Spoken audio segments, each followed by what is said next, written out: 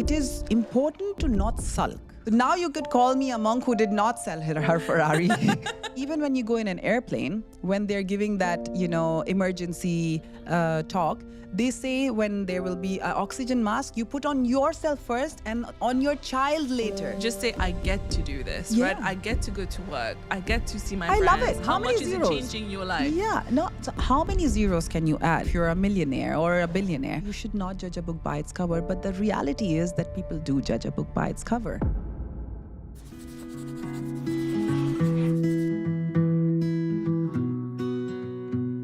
Hello and welcome back to the podcast. If you're new here, my name is Sheen. I'm your host. And today we're joined by the wonderful Dr. Sana Sajan.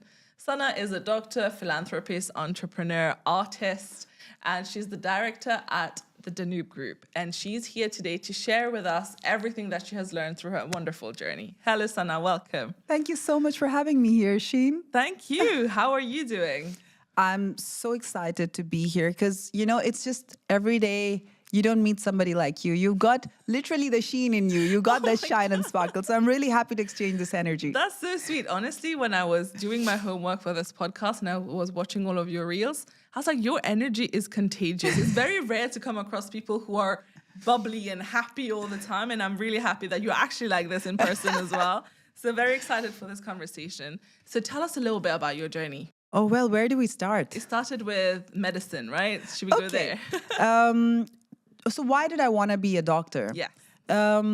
Somehow, because my family, we have a family of 36 doctors at the moment, so... I like how you said at the moment. Like there's more to come. Because this is ongoing, right? So when you have so many healers in your family and coming from the Indian diaspora, you choose things which put you at a certain level, and becoming a doctor is always something which is respected throughout, and I believe that being a healer in any form, it's amazing. And I chose to be a doctor because I always looked up to my father, who's an amazing doctor. And he was always a fun person, very handsome, and still he was a doctor, not a boring person. So I thought, okay, I can be a doctor like him. Mm-hmm. And I chose to be a doctor.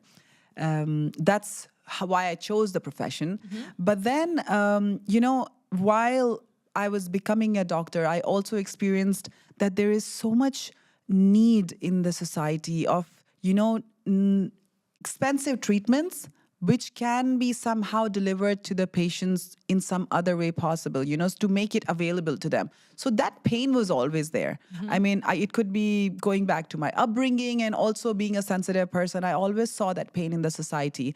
Even while I was in my college, I used to use my scholarship to, help some poor patients and just get their treatments done and pay for their labs and stuff. So it was always something which was there in my personality. And then I came back to Dubai with my family, and here it looked very glitzy and glams, mm-hmm. which is usually the facade which people see, which is there. Dubai is amazing. It's literally a realistic utopia. That's how I put to Dubai. But the thing is that when you look for, you will still find places where there are needs and you can fulfill them. So that's what I looked for. And I started working with the thalassemia patients in the thalassemia center here in the hospital, where I felt that it is not just that you need to help patients monetarily, you need to give them some time and maybe create some, art events or do some classes with them, or for that matter, just spread, some information about the awareness of the situation, what people go through when they're in thalassemia. And then through that journey, I got associated with the Genetic Disease Association here, which is led by Dr. Mariam Matar. And she's been working very hard to, clear out thalassemia, which is a genetic disease. And I, along with her, somehow kept working in creating the awareness. So that was one of the things that I was working on. While all of this was going on, I got married. And there is a very important division in Danube called Danube Welfare Center. Mm-hmm. So when our chairman, Dad, he saw that I'm into helping people, he said, Sana, why don't you also join Danube Welfare Center? And that's where I was on the cruise and getting my makeup done. And back, I had already set up in Dubai a team which were doing registrations for blue-collar workers for studies. Okay. Yeah, so And then that's how the journey with welfare centers started. Because this was one of the dreams of our chairman, Rizwan Sajan, to help blue collared workers. So, and that's the journey of them getting the education and helping them. And there are so many other things, while, there is no end to helping people, because it could be monetarily, it could be education, it could be just giving them a good vibe, so, and that's how life is. And I've been through, those stages, and I love to give that energy to people, the good energy. And that's my journey. Oh, wow. That's beautiful. And what I love is how many times you've pivoted a little bit. You're keeping to what you're doing, but you're also like venturing into new aspects of work. And how do you approach this? Because you went from obviously medical field to business field, and obviously now with Danube, you do a lot of real estate as well. So how do you approach any big pivots in your career? Okay, so let me start like this, that we as women, we are a form of God's light on earth. And this was one of my recent posts on Instagram as well, that, as women, when we are born as Lakshmi into the family. We bring that good energy into the family, and then we give all that amazing vibrancy into our family. You will see any house who's got a daughter, they have that, beautiful colors in their home. And any father would vouch for what I'm saying over here. And coming from the Indian diaspora, in India, there are something called a Devi. And for the certain audience who don't know what it is, a Devi is the idol of a goddess which has 10 hands. And each hand holds a different tool in her hand. One could be, for me, for example, it could be a pen, it could be a book, it could be a music instrument, it could be a healing instrument like a stethoscope, or it could be, love and kisses for my family. So we as women are born as goddesses. And each woman is a goddess, and we are all capable of doing a lot of things. So how I would say that I have always wanted to do a lot of things in life. And that thought of being larger than life, I have always kept it alive. What is larger than life? Our limitations, our thoughts are what limit us, right? So when you open that cage, you become larger than life. So if I want to do something, I always keep that bucket list. And I repeat it wherever I go, that I encourage people to keep that bucket list. If you don't want to put a timeline to it, don't put a timeline to it, but keep it. There will come a day where you will accomplish it. And that's what I've done.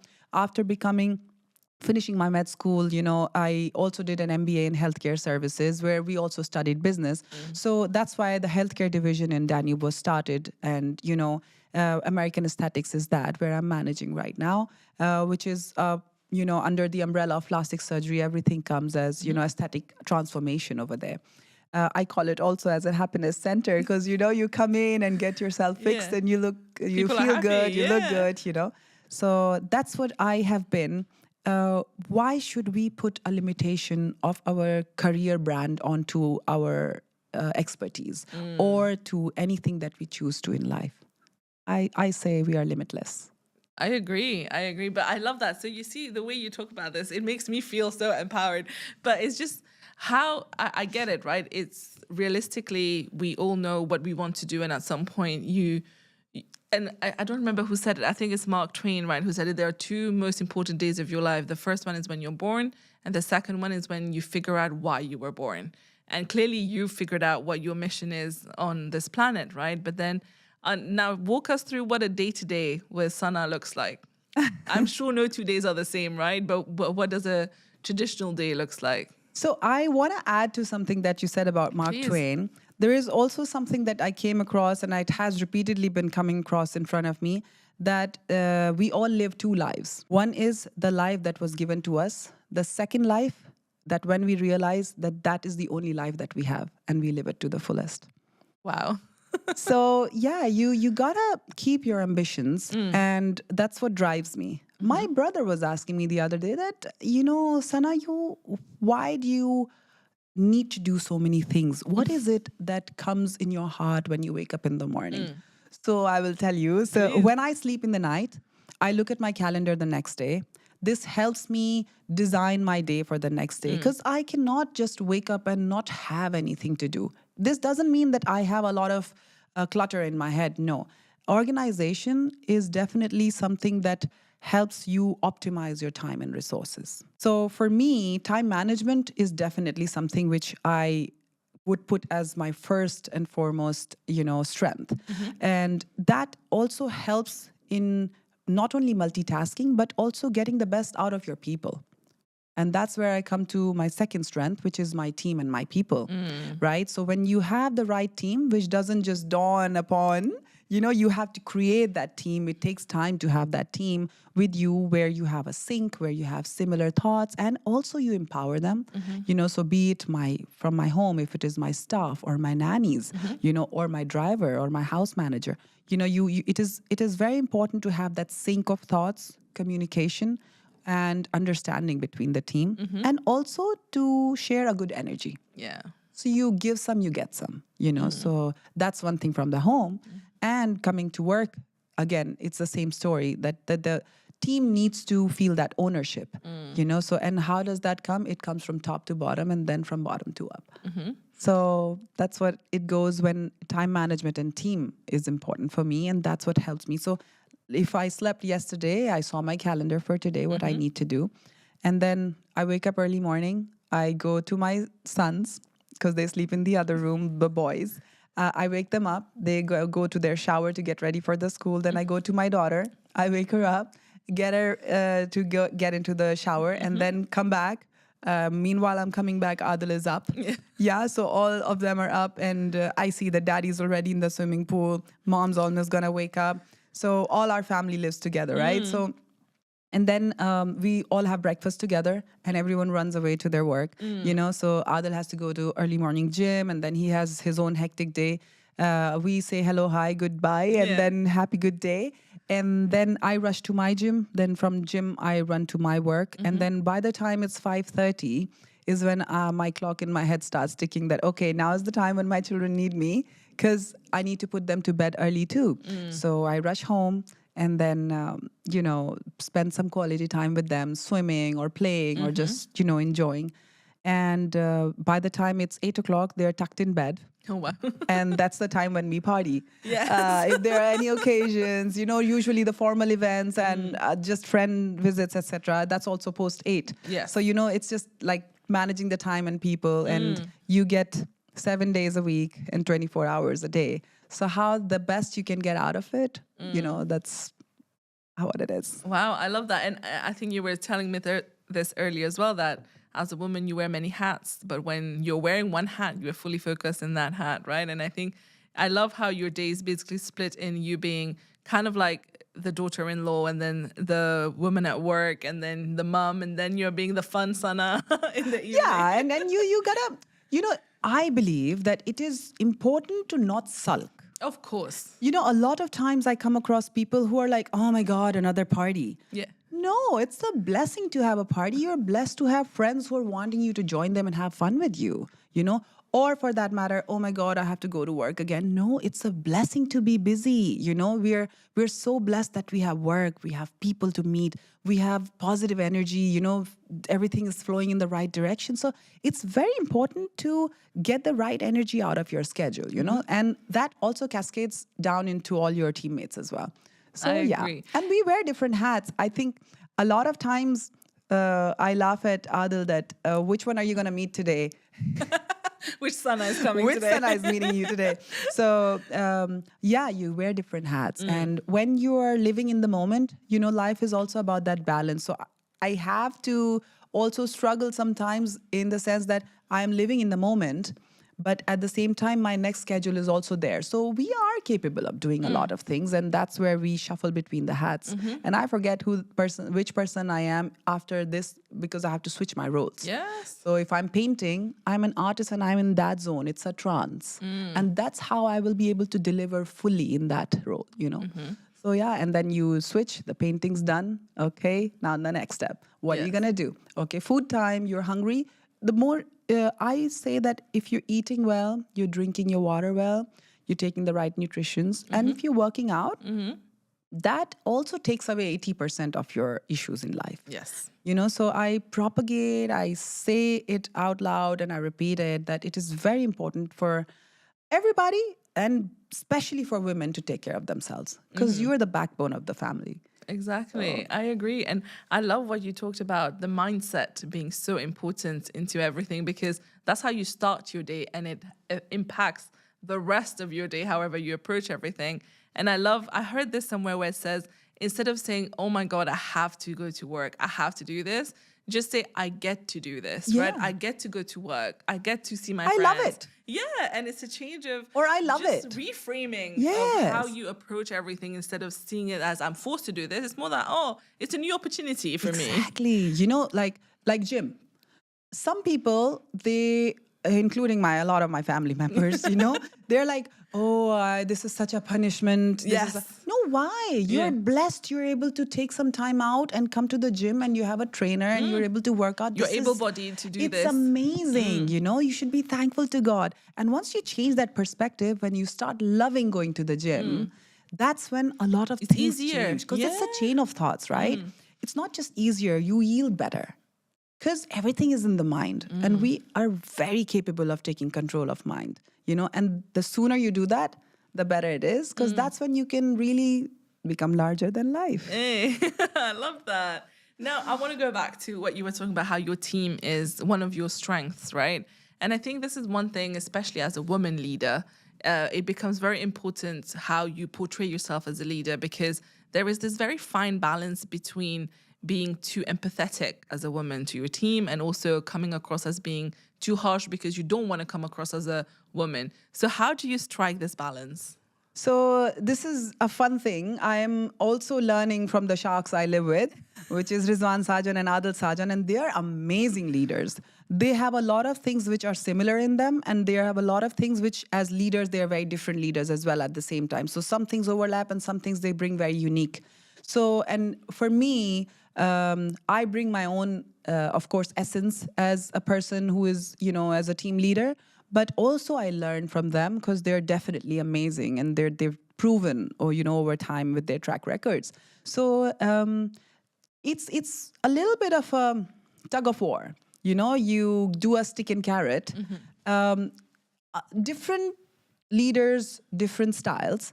My leadership style is more empathetic, as you say, but sometimes it gets like, okay, now the delivery, you have to really, put things into points. So as you, with time and experience, it gets a little bit more easier to deliver what you want. So with our team, we have regular team meetings.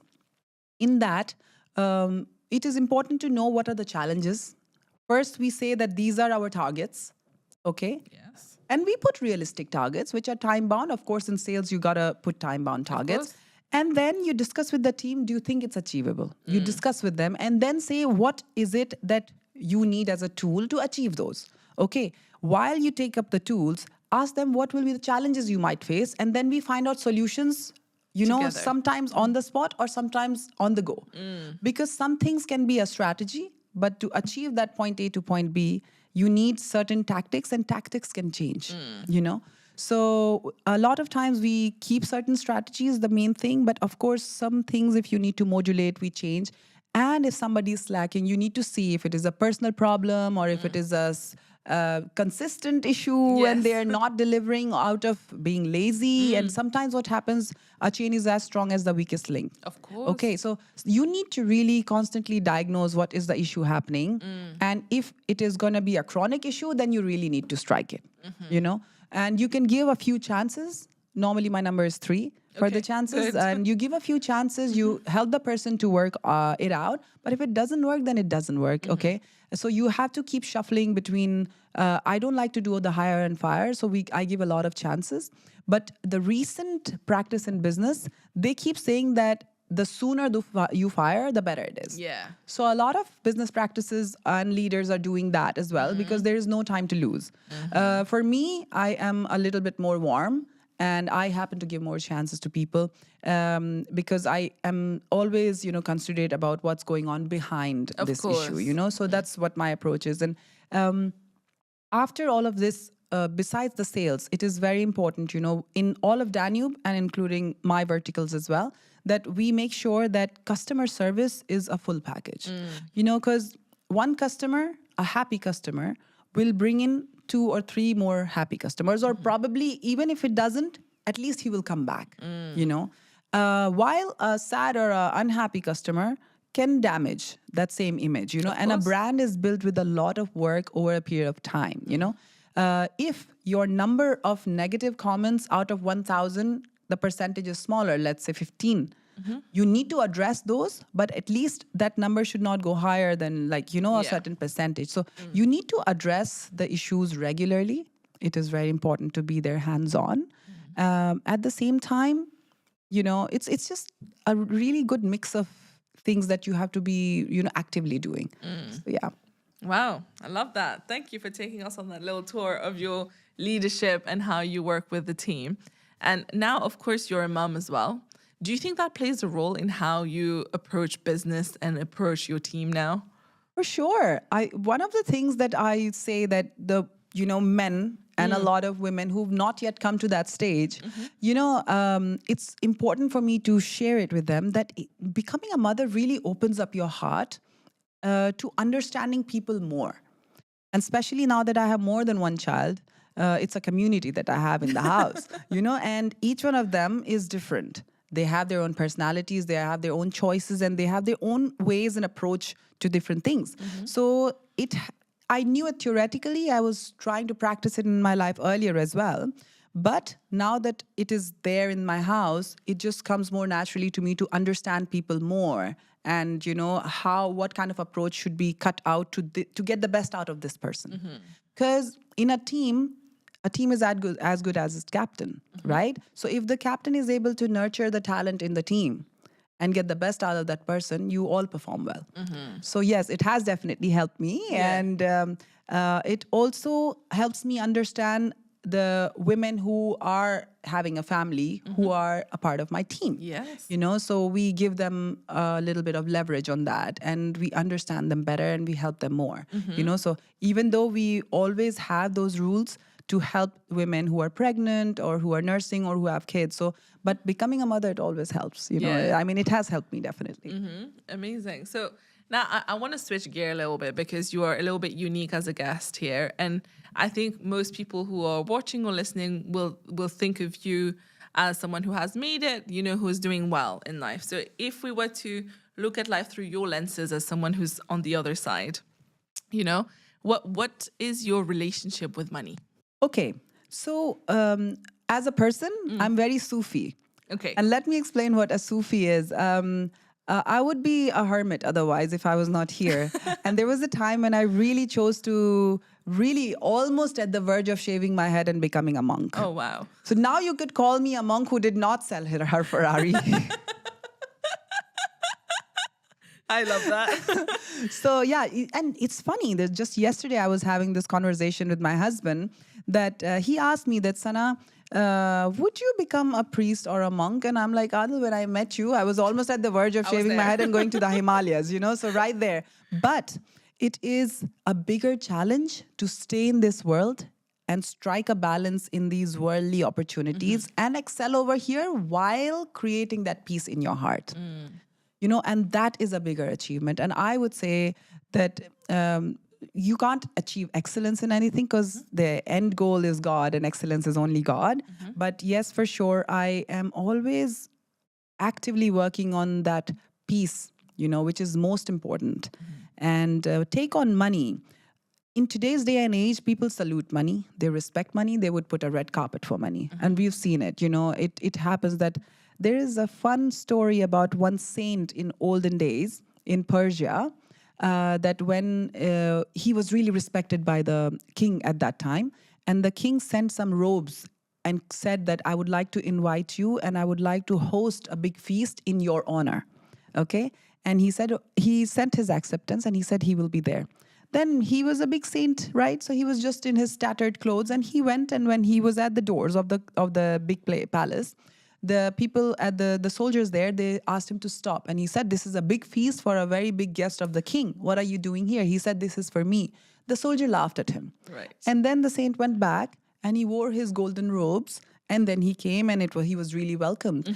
And then when he was sitting with the king on the feast table, he started putting food into his robes and the pockets and the curry into his pocket. And the king and everybody, the big people, they were really like, what are you doing? What is he doing? We would really like to know what you're doing, with all the respect to him. He said, it was not me who was invited, it was my robes. Oh, wow. Yeah. So he's feeding the coat. So, and that was a big message, and it was taken to the people that, you should not judge a book by its cover. But the reality is that people do judge a book by its cover. So, yes, money now that I am, I would say a little wiser, that it is important, but it should not be something that you put forward as a priority at the expense of your health and your family's health. It could be mental health, it could be physical health, but it is very important to earn money the right way, to be ambitious. And money, not only money, there are a lot of things that you can earn. You can earn respect, you can earn your career, you can earn, there are so many things that you earn with time. But money, I say that it is not something that you should kill for. Yes, you should have the fire in you, you should have the ambition in you, and keep dreaming, keep working towards it, but it should not be at the expense of your mental health. Yeah. And with money as well, you always reach a point where now it's just extra money, Yeah, right? how much many is zeros? it changing your life? Yeah, no. So how many zeros can you add? Let's Yes. say if you're a millionaire or a billionaire, there comes a point where you need to have certain points in life where you want to help people, you want to help your family, you want to work on mental health of yourself, your family, your friends, and then your community gets bigger. So when if you see anybody who has made it in life, I always look up to my father-in-law and my husband, but when I look at them, I see them so closely. They did not just land on top of the mountain. They have worked their way up. And that work is not just hard work in terms of going to the office and getting the work done. There is a lot that comes, like taking care of your friends. As a leader, I say this story a lot of times that Sajan, we live together, okay? When he wakes up in the morning, he goes to his swimming, he does his yoga, he meets his family, which is us and his mother, who we live together. Then he goes for his work. He comes late at night, comes back, has the dinner, or sometimes skips the dinner and goes to meet his friends who are hosting a birthday or a wedding or anything. So he makes sure that his friends also get their due respect and time.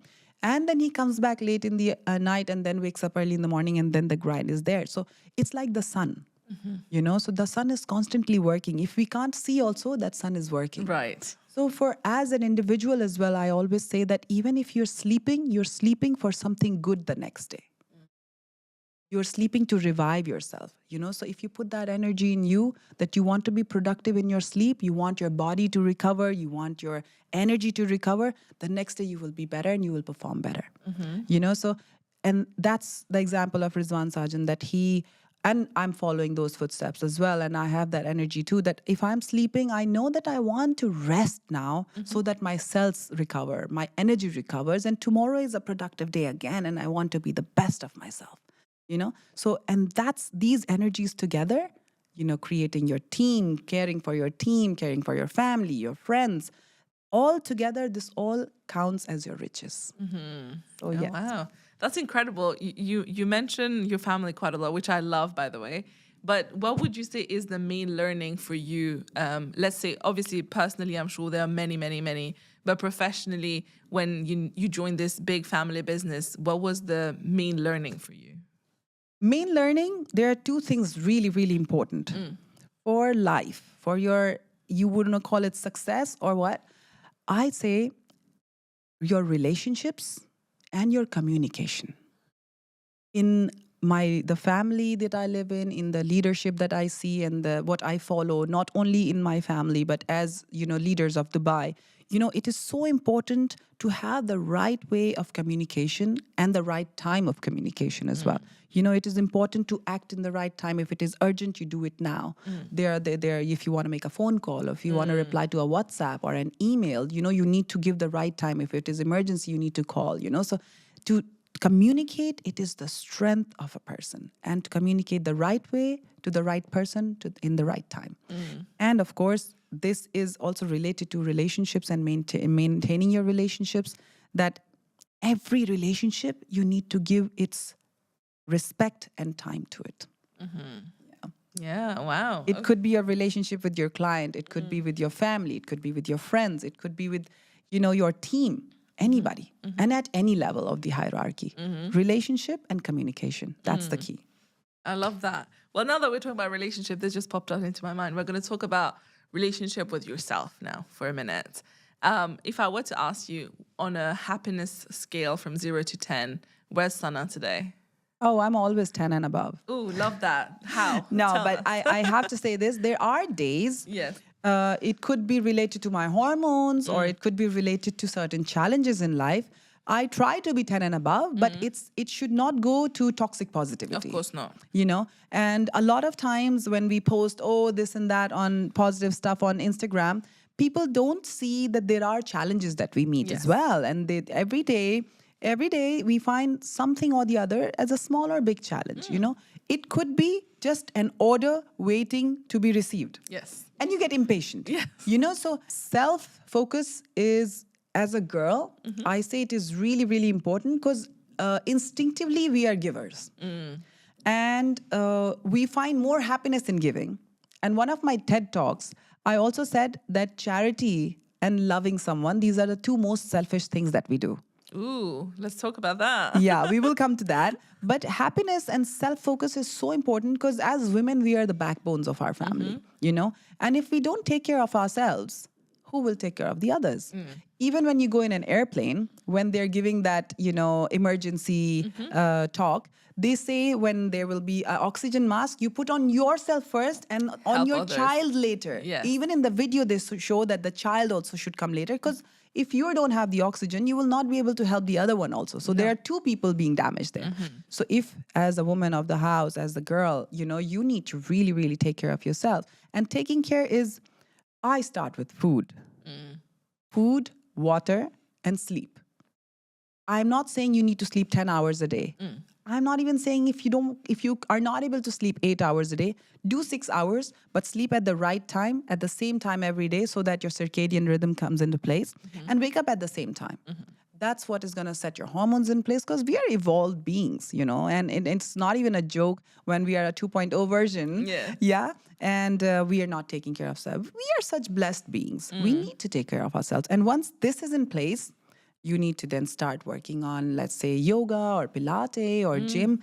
I say even half an hour of any workout, even if it is brisk walking, you know, if you do that another, you know, you've done another box of your thing. When you're healthy, you perform better at work. When you perform better at work, you get better money, you get better confidence, you get, you know, everything just starts coming full circle. And you come back home happier, you know, so everything starts with your health. Sometimes people just start buying makeup and just covering things up. I like a little bit of makeup. It's nice, you know, but it should not be something as a cover up. Yes. You know, you need to be glowing from inside, from your soul. Okay, when you're healthy, mentally and physically, the glow comes out, the confidence comes out, and you're able to help other people as well. So happiness and self-care is really, really important. I put it as now my top priority. I love that. But when you said sometimes it goes a little bit down, lower than 10, but what is your approach in general with challenges in life? Whenever there's a challenging part, whether it's personal or professional, how do you deal with it? So challenges come, different scales, small, big, large, extra large, or extra small. Yes. But you need to see what is the problem. So in medicine, they teach you a disease diagnosed well is half solved. You know, so your prognosis is half already fixed when you've diagnosed the disease properly. So if you know what the problem is, so when I face a problem, my first exercise mentally, and now it's a practice, so what is it? That I see what is exactly the problem and can I define it? Can I classify it? You know, and if I need to delegate it to someone, what is it that is needed to do right now? Sometimes people say, oh, it's easier said than done. So one of the things one time I faced was my dad. He had an issue, a health issue. In the night, 3 o'clock, my mom called me and she said, we've called an ambulance. I jumped. While I was on the phone, I changed my clothes. And in the night, 3 o'clock, what do you do? Adil was not at home, so I don't know what to do. Okay. While I was getting out of the car, I called one of my male servant, who I know is a responsible person. I said, I'm going to my mom's house. If there is anything, I will call you. So please keep your phone on. And one of the nannies, I told the same thing because I need, at least if one will fail, the second one. Yeah. Then I called my secretary. I know she will respond. I said, this is the emergency. If needed, I'll call you. Yes. She said, okay. On the way, because there was no other male person, I called one of my relatives because I know he would respond.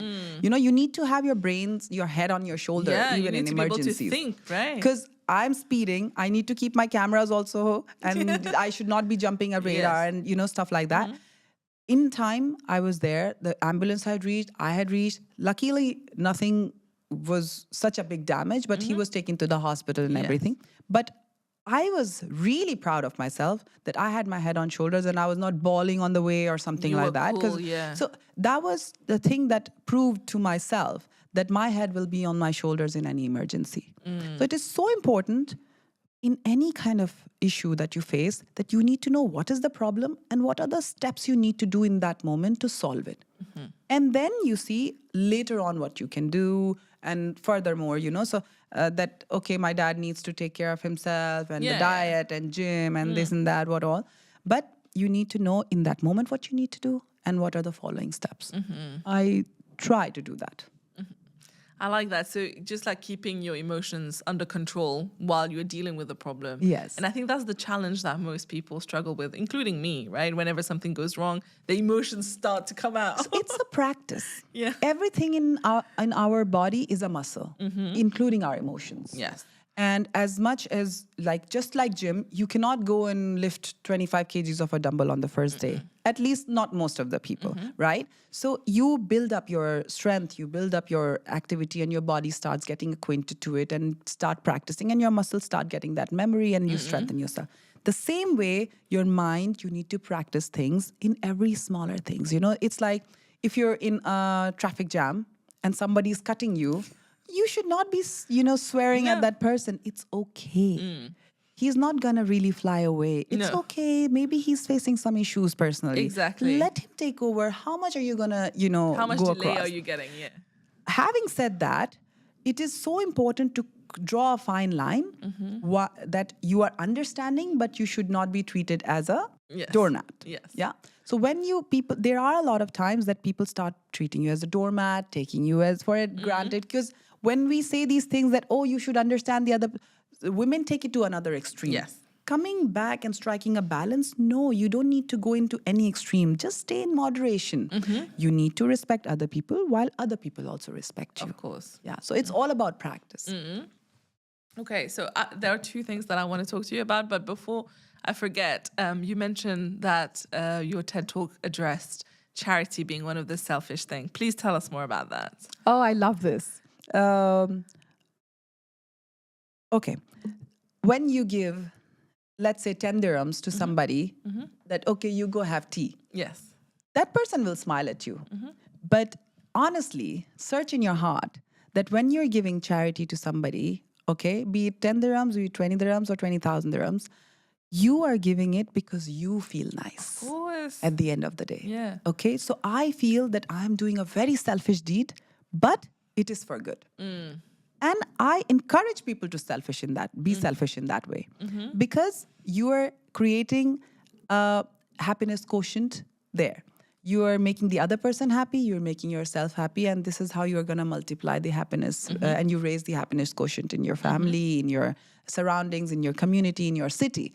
And I say that in Dubai, it's similar, that, you know, things start getting easier. If you see people, when they come to Dubai, they get the Dubai vibe and they start getting more chill, more happy, more helping, more respectful. So that's what, when you're doing something, you're not doing it for the other person, you're doing it for yourself. And I encourage people to be selfish like that. That's a beautiful way of being selfish. You know, I don't know, have you watched Friends? Yeah. Because Joey also says something similar where he's like, even when it's a birthday, when you're buying present, you're celebrating someone else, you do it because you feel good, Yeah. because you've done something for someone else. So true. But it is a beautiful thing at the end of the day, so it doesn't is. matter that it is selfish. But one thing, going back to the conversation we were having, I would love for you to share the bison story to my audience as well, please, if you can tell us that. Yeah, it is one of my favorite stories. And a bison or a bull, that's how people understand it, right? So the story of a bison or a bull. So when there is a snowstorm, a bison goes head up into those snowstorms. Why? Because they instinctively know that when they face the storm, they will get out of it faster. The more you run away from it, the more it will follow you. So I definitely believe in facing your challenges in life and getting done with them. Yeah, the shortest way is through, basically. I love that. Okay, final part of our chat today. So I would say that we obviously are very happy to have you here, part of the podcast, but if you had to celebrate a woman in your life, who would it be? Oh, there are so many I'm women sure. I celebrate. Yeah. I celebrate every woman in my life. It is because everyone brings their own lesson to me and they teach me something or the other in their own way. But if I have to pick one right now, I would celebrate one of my nannies. She's really, really amazing. I love the way she takes care of my child as her own. And, she just has said it so many times that I don't have one child. I have 3 kids. And, she counts my kids as her own. But, she doesn't say it to make me feel better. I have seen her as not just a staff member, but now as my family member. How she takes care of, she loves me, she loves my kids, and how she's a team player. And she's not even, studied anything in management, but she's able to manage things. And she's living far away from her family and she's managing over there her family as well. I really salute her and I really love her. So I would right now celebrate her. Oh, I hope this message gets to her because that's beautiful. Yeah. And for you, we have a little bouquet to say a huge thank you. And there's a card in it from the previous guest that wrote you a little message. Oh, wow. And now Thank you get to write the you. message for the next guest. Thank you so much. I love this. This is such a beautiful color. Oh, yeah, it is, isn't it? It is. And these flowers are from Les Fleurs de Jojo. So thank you for sending that to us. Yeah. Thank you so much. No, thank you. You made my day. No, and now if you have any parting thoughts to share with us, anything you want to share before we wrap up? There are a few things, a Please. few points I would say Go for for it. everyone, be it man or a woman. It is very important to keep dreaming. And it is very, very important to keep your bucket list. I say it on repeat. You do not have to keep it time bound, but keep your bucket list alive. So that's how you achieve more and you become larger than life. Oh, wow. And what's the next thing on your bucket list? Oh, more than individual achievements now, I feel like empowering other people. And that's what's next on my bucket list, that I want to encourage people to dream and help them achieve their dreams. And one of the things that I have been working on is getting a school to educate children who cannot afford it. And it's work in progress. It's been a while now. It's been a year that we're working on it. I hope that it comes to a reality. That's one of my dreams that I think that's top right now. Amazing. Well, based on everything we've heard, I know you're going to make it happen. I hope so. Fingers crossed. Of course. And we're excited to see what else you do, Sana. But thank you so much for being here today. And it was a lovely conversation. Thank you so much. It was fantastic being here. Thank you.